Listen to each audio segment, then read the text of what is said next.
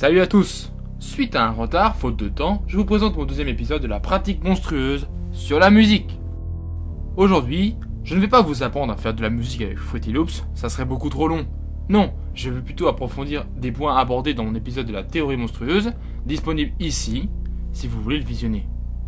Pour commencer, parlons du tempo. Pour illustrer ça, je vous ai configuré un tout petit drum. Pour commencer, je vais me placer sur un tempo de 80 battements par minute. Le tempo est réglable dans la fenêtre juste ici, et s'affiche bien en battements par minute. Voilà le drum en 80 battements par minute.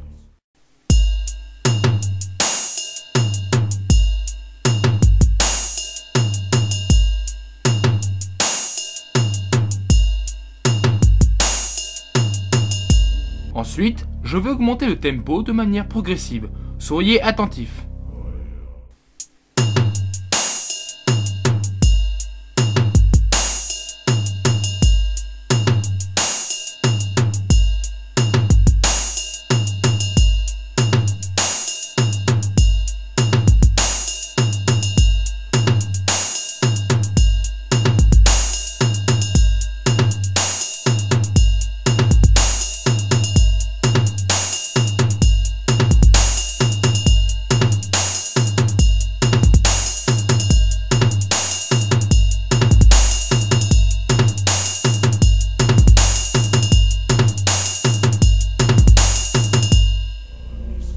J'ai doublé le tempo initial, et les instruments ont joué avec une cadence de plus en plus élevée jusqu'à doubler celle-ci par rapport au tempo initial.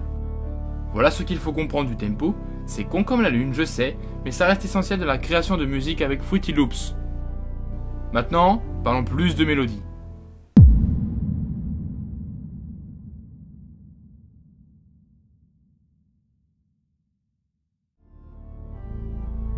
Le logiciel Fruity Loops vous propose un outil essentiel que l'on appelle le piano roll et qui vous permet de créer vos mélodies virtuelles sous une interface de piano. J'ai pris un plugin de piano de telle sorte de pouvoir vous montrer tout cela. Le piano roll vous permet de placer des notes de musique, d'en choisir la longueur, l'intensité, de moduler des effets avec des synthés électroniques, bref, de faire plein de trucs. Comme vous le voyez, sur le côté apparaît le clavier d'un piano, sous une gamme tempérée avec les différentes notes allant de A jusqu'à G'. Les octaves sont scindées par les lignes entre la note B et la note C. Vous connaissez tous la chanson Do, Ré, Mi, Fa, Sol, La, Si, Do. Ces 7 notes correspondent toutes à des touches blanches sur le logiciel telles que le C correspond au Do, le D correspond au Ré, le E correspond au Mi, le F correspond au Fa, le G correspond au Sol, le A correspond au La et le B correspond au Si. Et pourquoi les anglo-saxons prennent-ils des appellations différentes des nôtres? Parce qu'on peut, bitch. Ok. Le piano roll vous offre également une autre possibilité, celle d'apprendre à lire et à adapter une partition de musique au piano roll. Oui. En effet, pour ceux qui ne le savent pas, FL Studio peut transcrire vos mélodies faites grâce au piano roll directement en fichier PDF afin d'obtenir une mélodie virtuelle sous forme de partition. On peut donc facilement raisonner dans l'autre sens pour apprendre à traduire une partition en mélodie. C'est très simple à vrai dire, à condition d'avoir un lecteur PDF. Voici un piano roll que je vous ai configuré avec en premier toutes les notes de l'octave numéro 5 pour que vous compreniez où elles sont positionnées dans la partition de musique. Ensuite, je vous ai placé les mêmes notes de musique mais avec chacune des durées de 1 barre. Ensuite, je vous ai composé une petite mélodie avec différents aspects. Le seul aspect qui n'est pas abordé dans cette partition, c'est la vélocité des notes. Je vous laisse savourer cet enchaînement, ensuite viendra le PDF. Écoutez bien.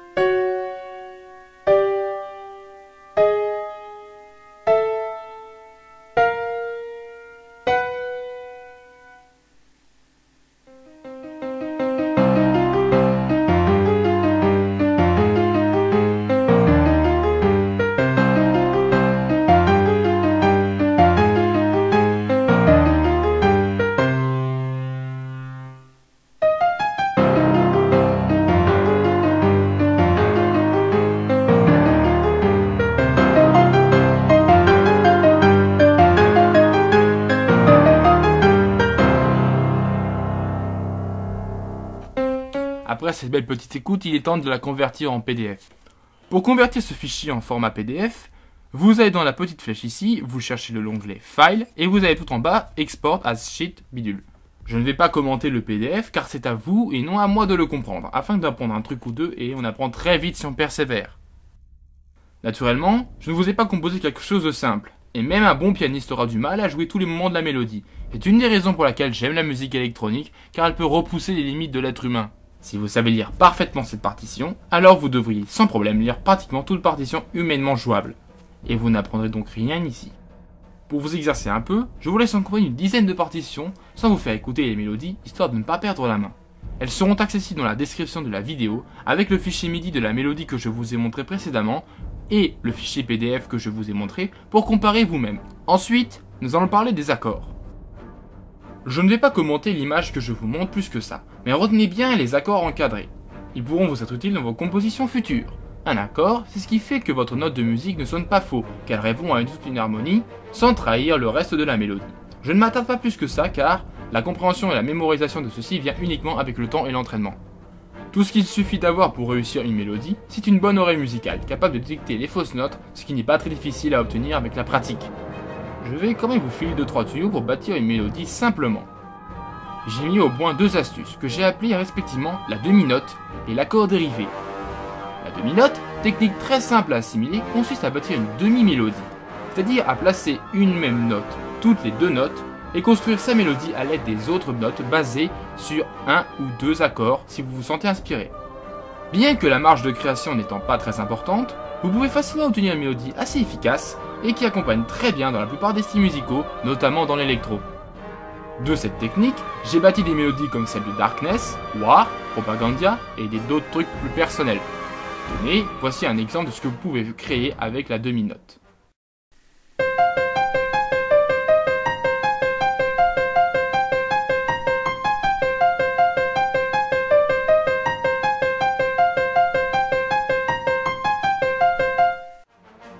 Les mélodies en accords dérivés nécessitent de se poser un peu plus et de construire quelque chose de beaucoup plus complexe tout en restant sur une base très simple.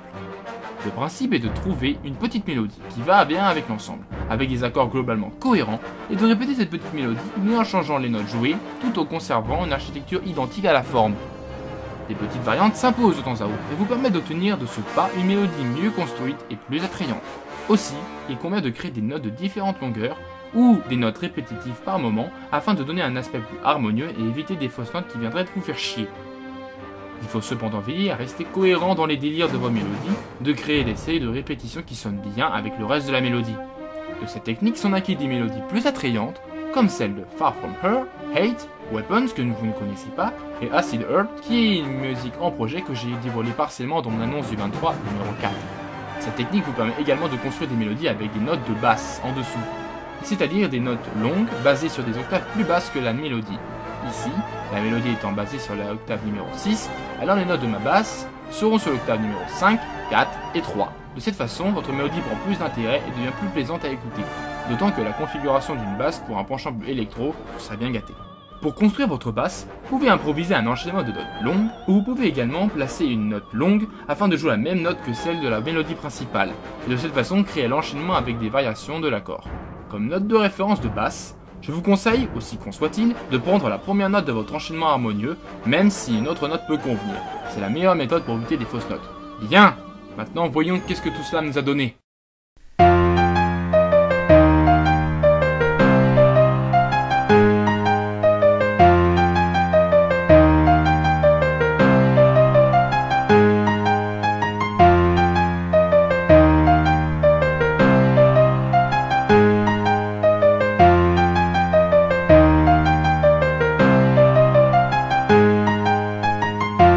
Pas mal, hein?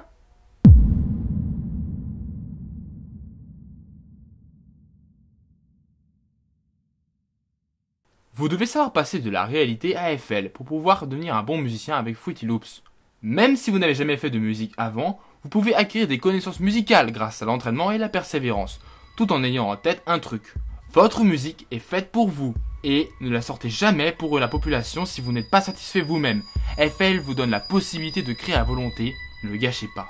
Prévu plus long, je ne voyais pas tellement quel point à aborder sur la musique dans la pratique monstrueuse, et c'est donc déjà la fin de cet épisode. Désolé. Je vous remercie tout de même de votre visionnage, et j'attends vos impressions et vos commentaires sur ce petit retour sur les mélodies. J'espère que cela vous aura plu, et n'hésitez pas à faire tourner la vidéo. Je vous retrouve très bientôt, puisque l'écriture de ma prochaine théorie est déjà en cours, et la prochaine pratique sera consacrée au dubstep. Et là, pour le coup, j'ai vraiment beaucoup à vous enseigner. Sur ce, je vous dis bonne continuation, et ne perdez jamais de vue que votre musique n'appartient qu'à vous-même. À bientôt.